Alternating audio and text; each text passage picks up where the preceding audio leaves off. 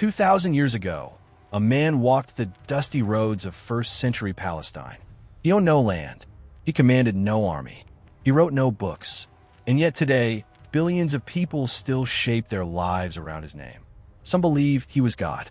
Others say he was a prophet. Some argue he never existed at all. So this is not just a religious question, it's a historical one. Who is Jesus of Nazareth, really? When we look at human history, many figures have influenced the world, but very few have left a legacy as deep and lasting as Jesus.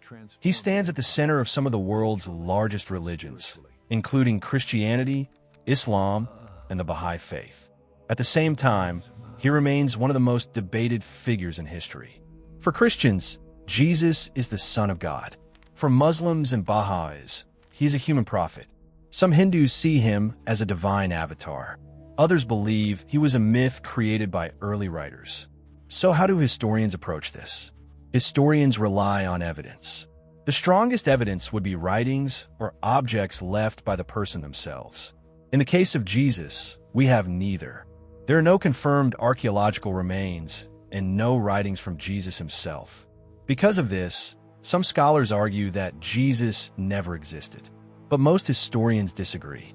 The earliest Christian writings are the letters of Paul, written around 50 AD, only about 20 years after Jesus' death.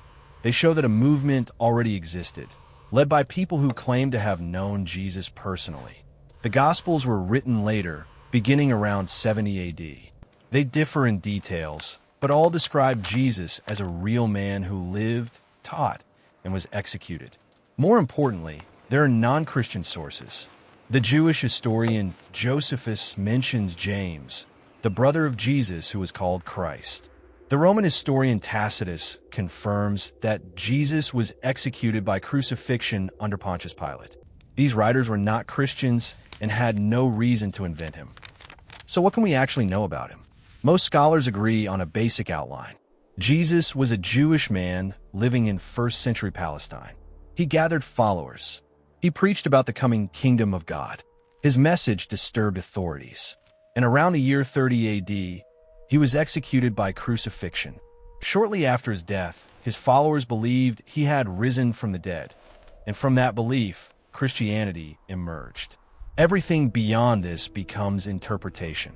Over time, Jesus became more than a man of history.